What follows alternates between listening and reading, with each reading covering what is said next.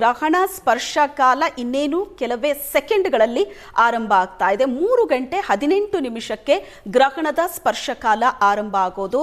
ಸಂಜೆ 6:47 ತನಕ ಗ್ರಹಣ ಇರುತ್ತೆ. ನಭೋಮಂಡಲದಲ್ಲಿ ಶುರುವಾಯಿತು ಚಂದ್ರಗ್ರಹಣ. 6:47 ತನಕ ಚಂದ್ರಗ್ರಹಣ ಗೋಚರಿಸುತ್ತೆ. 3:27 ಚಂದ್ರಗ್ರಹಣದ ಅವಧಿ.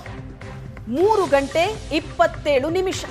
ಇವತ್ತು ಸಂಜೆ 6:22 ಭಾರತದಲ್ಲಿ ಚಂದ್ರಗ್ರಹಣ ಗೋಚರ ಆಗೋದು. ಒಟ್ಟು 21 ನಿಮಿಷ ಭಾರತದಲ್ಲಿ ಗೋಚರಿಸುತ್ತೆ. ಇವತ್ತು ಹೋಳಿ ಹುಣ್ಣಿಮೆ. ಹೋಳಿ ಹುಣ್ಣಿಮೆಯಂದೇ ಚಂದ್ರಗ್ರಹಣ ಸಂಭವಿಸ್ತಾ ಇದೆ. ಸಂಜೆ 6:22 ಭಾರತದಲ್ಲಿ ಗೋಚರವಾಗೋದು. ನೋಡ್ತಾ ಇದ್ದೀರಿ ನೀವು. 3:18 ಈಗ ಚಂದ್ರಗ್ರಹಣದ ಸ್ಪರ್ಶ ಕಾಲ ಆರಂಭ ಆಗಿದೆ. ಒಂದು ಕಡೆ ವಿಜ್ಞಾನಿಗಳು, ವಿಜ್ಞಾನ ಆಸಕ್ತರು ಚಂದ್ರಗ್ರಹಣವನ್ನ ಅಧ್ಯಯನ ಮಾಡೋದಕ್ಕೆ, ನೋಡೋದಕ್ಕೆ ಕುತೂಹಲದಿಂದ ಕಾಯ್ತಾ ಇದ್ದಾರೆ. ಮತ್ತೊಂದು ಕಡೆ ಜ್ಯೋತಿಷ್ಶಾಸ್ತ್ರದ ಪ್ರಕಾರ ಆಧ್ಯಾತ್ಮಿಕವಾಗಿ ಚಿಂತನೆ ಮಾಡೋರಿಗೆ ಗ್ರಹಣದ ವ್ಯಾಖ್ಯಾನವೇ ಬೇರೆ. ಗ್ರಹಣ ಅಂದಾಗ ಅದು ಕೂಡ ಅದರ ಗೋಚರ ಇದೆ ಅಂದಾಗ ಆಚರಣೆ ಕೂಡ ಕಟ್ಟುನಿಟ್ಟಾಗಿರುತ್ತೆ. ಆಚರಣೆ ಹೇಗಿರಬೇಕು? ಗ್ರಹಣ ಅನ್ನೋದನ್ನ ಸೂತಕ ಕಾಲ ಅಂತಾರೆ, ಅಶುಭ ಕಾಲ ಅಂತ. ಆದರೆ ಸಾಧನೆಯನ್ನ ಮಾಡೋರಿಗೆ ಇದು ಪ್ರಶಸ್ತವಾದ ಕಾಲ, ಪರ್ವಕಾಲ ಅಂತ ಹೇಳ್ತಾರೆ. ಗ್ರಹಣ ಅಂತ ಅಂದಾಗ ಈ ಎರಡೂ ಆಯಾಮಗಳಲ್ಲಿ ಗ್ರಹಣವನ್ನ ನೋಡ್ತೀವಿ. ಈಗ ಚಂದ್ರಗ್ರಹಣ ಆರಂಭ ಆಗಿದೆ. ಸ್ಪರ್ಶ ಕಾಲ 3:18. 3:18 ಆಗಿದೆ. ಒಟ್ಟು 3 ತಾಸು 27 ನಿಮಿಷ ಗ್ರಹಣ ಗೋಚರವಾಗುವುದು. ಭಾರತದಲ್ಲಿ 21 ನಿಮಿಷ ಗ್ರಹಣ ಗೋಚರ ಇದೆ. ರಕ್ತ ಚಂದ್ರಗ್ರಹಣ, ಖಗ್ರಾಸ ಚಂದ್ರಗ್ರಹಣ, ಕೇತುಗ್ರಸ್ತ ಚಂದ್ರಗ್ರಹಣ ಅಂತ ಕರೀತಾರೆ. ಈ ಸಂದರ್ಭದಲ್ಲಿ ಗ್ರಹಣ ಸಂಭವಿಸುವಂತಹ ಸಂದರ್ಭದಲ್ಲಿ ಚಂದ್ರ ಕೆಂಪಾಗಿ ತಾಮ್ರದ ಬಣ್ಣದಲ್ಲಿ ಗೋಚರಿಸ್ತಾನೆ.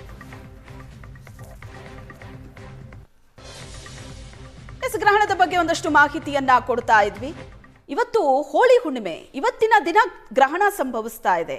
ಅದರ ಪ್ರಭಾವ, ಪರಿಣಾಮಗಳು ಏನಿರುತ್ತೆ? ವಿಠಲ್ ಭಟ್ರೆ, ಈಗ ಹೋಳಿ ಹುಣ್ಣಿಮೆ ದಿನ ಗ್ರಹಣ ಆಗ್ತಾ ಇದೆ. ಚಂದ್ರ ಅಂತ ಅಂದಾಗ ಚಂದ್ರ ಮನಕಾರಕ, ಅದರ ಜೊತೆಗೆ ಜಲಕಾರಕ ಕೂಡ. ಹೋಳಿ ಹುಣ್ಣಿಮೆ ಅಂತ ಅಂದರೆ ಅಗ್ನಿಗೆ ಸಂಬಂಧಪಟ್ಟಂಥದ್ದು. ಹಾಗಾಗಿ ಈ ಹೋಳಿ ಹುಣ್ಣಿಮೆ ದಿನ ಗ್ರಹಣ ನಡೀತಾ ಇದೆ ಅನ್ನೋದೇನಾದ್ರೂ ಬೇರೆ ಅರ್ಥ ಕಲ್ಪಿಸಬಹುದಾ? ಅಂದ್ರೆ ಜಲಕಂಟಕ, ಅಗ್ನಿ ಅವಘಡ? ಇಲ್ಲ, ಹಾಗಾಗೋದಿಲ್ಲ.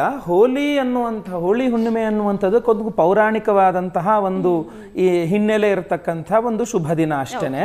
ಆದ್ರೆ ಇದು ಏನಿದೆ, ಗ್ರಹಣ ಅನ್ನುವಂಥದ್ದು ಆಕ್ಸಿಡೆಂಟಲಿ ಇವತ್ತಿನ ದಿವಸವೇ ಬಂದಿರತಕ್ಕಂಥದ್ದಾಗಿರೋದ್ರಿಂದ ಅದಕ್ಕೆ ಸಂಬಂಧ ಬರೋದಿಲ್ಲ. ಇಲ್ಲಿ ಸಂಬಂಧಗಳು ಬರ್ತಕ್ಕಂಥದ್ದು ಯಾವುದಕ್ಕೆ ಅಂತಂದ್ರೆ, ಗ್ರಹಣ ನಡೆಯುವಾಗಿನ ಗ್ರಹಗಳ ಸ್ಥಿತಿ ತುಂಬಾ ಇಂಪಾರ್ಟೆಂಟ್ ಆಗಿ ಸಂಬಂಧಕ್ಕೆ ಬರ್ತದೆ.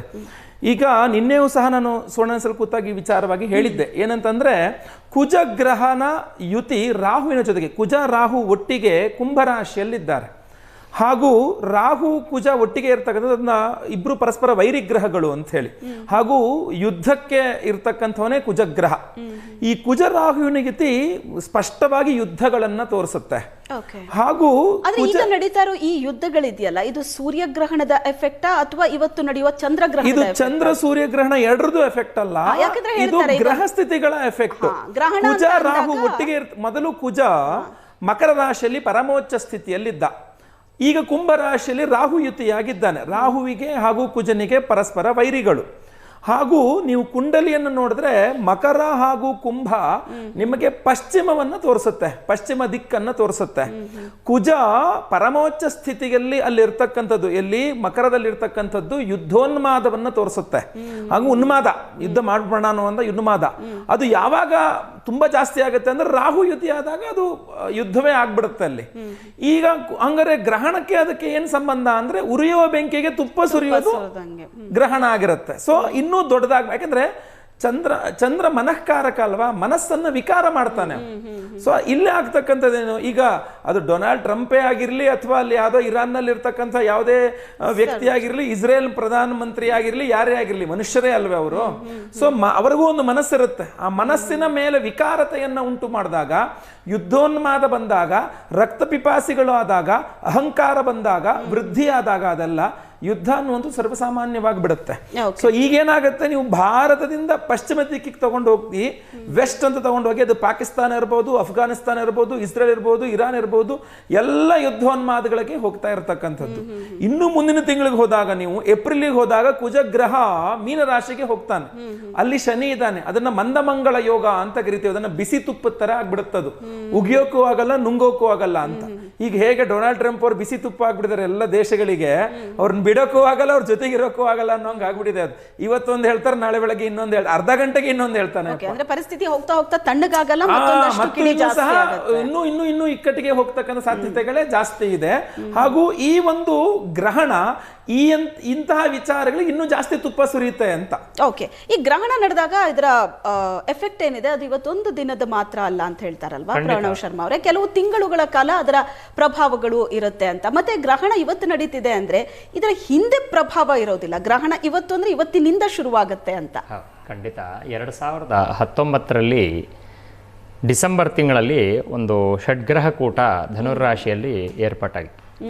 ಸಾಕಷ್ಟು ತೊಂದರೆ ಇದೆ ಅಂತ ತುಂಬಾ ಜನ ಜ್ಯೋತಿಷಿಗಳ ಅಭಿಪ್ರಾಯ ಪಟ್ಟಿದ್ರು. 20-21 2 ವರ್ಷಗಳು ಕೂಡ ಕರೋನಾಯಿಂದ ತುಂಬಾ ತೊಂದರೆ ಉಂಟಾಯಿತು. ಅಂದರೆ ಒಂದು ಷಡ್ಗ್ರಹ ಕೂಟ ಅನ್ನೋ ಥರದ್ದು, ಅದೇ ಥರದ್ದು ಪಂಚಗ್ರಹ ಕೂಟ ಅನ್ನೋ ಥರದ್ದು ಈ ವರ್ಷ ಪ್ರಾರಂಭದಲ್ಲಿ ಇತ್ತು. ಹಾಗಾಗಿ ಬಹಳಷ್ಟು ಜನ ಒಂದು ಪರಿಸ್ಥಿತಿಯನ್ನು ಗಣನೆಯಲ್ಲಿ ಇಟ್ಕೊಂಡು ಮತ್ತೆ ಗ್ರಹಗಳನ್ನು ಆಧಾರವಾಗಿ ಇಟ್ಕೊಂಡು ಈ ವರ್ಷ ಒಂದಷ್ಟು ಯುದ್ಧವನ್ನು ನಡೀಬೋದು ಅಂತಲೇ ಬೇಕಾದಷ್ಟು ಹೇಳಿದ್ದು ಕೂಡ ಉಂಟು. ಹಾಗಾಗಿ ಯಾವ ಸಮಯದಲ್ಲಿ ಈ ಗ್ರಹಗಳ ಒಂದು ಚಾರ ಉಂಟಾಗತ್ತೆ, ಅದ್ರ ಮೇಲೆ ಎಷ್ಟು ದಿವಸ ಇರುತ್ತೆ ಅನ್ನುವಂಥದ್ದು ಹೇಳ್ಬೋದು. ಸಾಧಾರಣವಾಗಿ ಗ್ರಹಣದಲ್ಲಾಗುವಂತಹ ಒಂದಷ್ಟು ಬದಲಾವಣೆಗಳು ಇತ್ಯಾದಿಗಳು ಮುಂದಿನ ಗ್ರಹಣದವರೆಗೆ ಇರುವಂತಹ ಸಾಧ್ಯತೆಗಳು ಕೂಡ ಕಾಣಿಸ್ತದೆ. ಈಗ ರಷ್ಯಾ ಮತ್ತು ಯುಕ್ರೇನಲ್ಲಾದಂತಹ ಒಂದು ವಾರ ಅನ್ನೋ ಥರದ್ದು ಪೂರ್ಣವಾಗಿ ಮುಗಿದೋಗಿದೆಯಾ ಅಂತಂದರೆ ಮುಗಿದಿಲ್ಲ ಇನ್ನೂ ಪೂರ್ತಿ. ಆದರೆ ತಾತ್ಕಾಲಿಕವಾಗಿ ತಣ್ಣಗಾಗಿದ್ದಾರೆ, ಹೇಳಲಿಕ್ಕಾಗಲ್ಲ. ಅವರು ಹೇಳಿದಾಗೆ ಕುಜ ಮತ್ತು ರಾಹುವಿನ ಒಂದು ಯೋಗದಿಂದ ಏನಾಗ್ಬೋದು ಅಂತಂದರೆ ಮತ್ತೆ ಅವರಲ್ಲೂ ಕೂಡ ಇದಕ್ಕೆ ಸಂಬಂಧಪಟ್ಟಿರುವಂತಹ ಇಲ್ಲಾಗುವಂತಹ ಒಂದಷ್ಟು ಬದಲಾವಣೆಗಳು ಅನ್ನುವಂಥದ್ದು ಅವರನ್ನು ಕೂಡ ಕೆರಳಿಸುವಂತಹ ಒಂದು ಸಾಧ್ಯತೆ ಮತ್ತು ಅಲ್ಲೂ ಒಂದಷ್ಟು ಬದಲಾವಣೆಗಳು ಆಗುವಂತಹ ಒಂದು ಸಾಧ್ಯತೆಗಳು. ಹಾಗಾಗಿ ಗ್ರಹಗಳ ಒಂದು ಪರಿಸ್ಥಿತಿ ಅನ್ನೋ ಥರದ್ದು ಈ ತತ್ಕಾಲಕ್ಕಂತೂ ಕುಜನ ಒಂದು ಸಂಚಾರ ಮೀನರಾಶಿಗೆ ಆಗೋವರೆಗೆ ಇವತ್ತಿನ ಪರಿಸ್ಥಿತಿ ಖಂಡಿತವಾಗಿ ಏನು ಬದಲಾಗಲಿಕ್ಕೆ ಸಾಧ್ಯ ಇಲ್ಲ. ಆದ ಮೇಲೆ ನಂತರದಲ್ಲಿ 7ನೇ ಮನೆಯಲ್ಲಿ ಗ್ರಹಣ ಆಗ್ತಿರುವಂಥದ್ದು. 7ನೇ ಮನೆ ಅಂತಂದರೆ ನಾವು ಸಾಧಾರಣ ಈ ಕಳತ್ರ ಸ್ಥಾನ ಅಂತ ಹೇಳ್ತೀವಿ, ಆದರೆ ಅಷ್ಟಕ್ಕೆ ಮಾತ್ರ ಸೀಮಿತ ಅಲ್ಲ. ರಾಜಿ ಆಗಬೇಕು ಅಂತಂದರೆ ಅಥವಾ ಪಾರ್ಟ್ನರ್ಸ್ ಅನ್ನೋ ಥರದ್ದು, ಪಾರ್ಟ್ನರ್ ಅಂದರೆ ಬರೀ ಲೈಫ್ ಪಾರ್ಟ್ನರ್ ಮಾತ್ರ ಅಂತ ತಗೊಳ್ಳಿಕ್ಕಾಗಲ್ಲ, ಯಾರೋ ನಮ್ಮ ಜೊತೆಗೆ ಸೇರುವಂಥವ್ರು ಅಂತ. ಅಲ್ಲಿ ಗ್ರಹಣ ಆಗ್ತಿರೋ ಕಾರಣ ಎಲ್ಲೋ ಒಂದಷ್ಟು ಜನ ಡಿಪ್ಲೊಮೆಸಿಯನ್ನು ತೋರಿಸ್ತೀವಿ ಯುದ್ಧದಲ್ಲಿ ಅಂತ ಹೇಳಿ ಇದನ್ನು ಸರಿ ಮಾಡ್ತೀವಿ ಅಂತ ಹೇಳಿರೋರು ಕೂಡ ಇದಕ್ಕೆ ಇನ್ನೊಂದಷ್ಟು ಸಮಸ್ಯೆಗಳು ಉಂಟು ಮಾಡಬಹುದಾಗಿರುವಂತಹ ಒಂದು ಸಾಧ್ಯತೆಗಳು ಕೂಡ ಕಾಣಿಸುತ್ತೆ. ಕೇತು ಎಲ್ಲೆಲ್ಲಿರ್ತಾನೋ ಅವನು ಆ ಒಂದು ಸ್ಥಾನವನ್ನು ಹಾಳು ಮಾಡ್ತಾನೆ ಅಂತಾನೆ. ಯಾಕೆಂದರೆ ಪಾಪಗ್ರಹಗಳು ವಾಸ್ತವವಾಗಿ ಪಾಪ ಫಲವನ್ನೇ ಕೊಡ್ತಾರೆ ಅಂತ. ಕೇತು ಎಲ್ಲೆಲ್ಲಿರ್ತಾರೋ ಅಲ್ಲಿ ಕೆಟ್ಟ ಬುದ್ಧಿಯನ್ನು ಕೆಟ್ಟ ಆಲೋಚನೆಯನ್ನೇ ಹುಟ್ಟಿಸ್ತಾನೆ.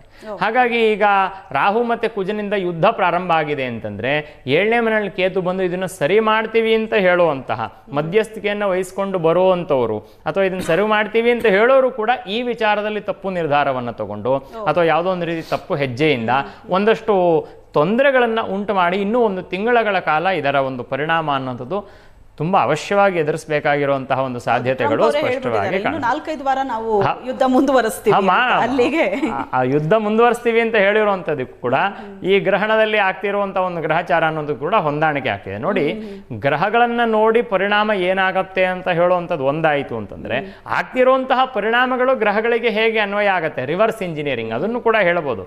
ಇಲ್ಲಿರುವಂತಹ ಪರಿಸ್ಥಿತಿ, ಇಲ್ಲಿರುವಂತಹ ಗ್ರಹಗಳ ಸ್ಥಿತಿ, ಇದು ಎರಡನ್ನೂ ನೋಡಿದಾಗ ಖಂಡಿತ ತಾಳೆ ಆಗ್ತಿದೆ, ಅದರಲ್ಲಿ ಯಾವ ಸಂಶಯನೇ ಕಾಣಿಸಲ್ಲ ಅನ್ನುವಂಥ ರೀತಿ ನಡೀತಾ ಇದೆ. ಇನ್ನು ಮುಂದೆ ಅವರು ಹೇಳಿದಾಗೆ ಮೀನರಾಶಿಯಲ್ಲಿ ಒಂದು ಉಭಯ ತತ್ವದ ರಾಶಿಯಾದ ಕಾರಣ ಅಲ್ಲಿ ಕುಜ ಸಂಚಾರ ಮಾಡಿದ್ಮೇಲೆ ಶನಿ ಅವನನ್ನು ಮಂದ ಮಾಡ್ಬೋದು ಅಂತ. ಯಾಕೆಂದರೆ ಕುಜನಿಗೆ ಶನಿಗೆ ಆಪೋಸಿಟ್ ಆಗಿರುವಂತಹ ಫೋರ್ಸ್ಗಳು. ಕುಜ ತುಂಬ ವೇಗವಾಗಿರ್ತಾನೆ, ತೀಕ್ಷ್ಣವಾಗಿರ್ತಾನೆ, ಮತ್ತು ಒಂದು ಅಗ್ನಿಗೆ ಕಾರಕನಾಗಿರೋ ಶನಿಯ ಒಂದು ಜೊತೆಗೆ ಹೋದ ನಂತರದಲ್ಲಿ ಎಲ್ಲೋ ಒಂದು ಸ್ವಲ್ಪ ಇದು ತಣ್ಣಗಾಗುವಂತಹ ಒಂದು ಸಾಧ್ಯತೆ ಅನ್ನುವಂಥದ್ದು ಈ ಗ್ರಹಣದಿಂದ ಹೇಳ್ಬೋದಾಗಿದೆ. ಓಕೆ, ಇನ್ನು ಗ್ರಹಣ ಅದರ ಬಗ್ಗೆ ನಾವು ಸಾಕಷ್ಟು ಮಾತಾಡ್ತಾ ಇದ್ವಿ, ಪ್ರಕೃತಿ ಯುದ್ಧ ಅಂತ.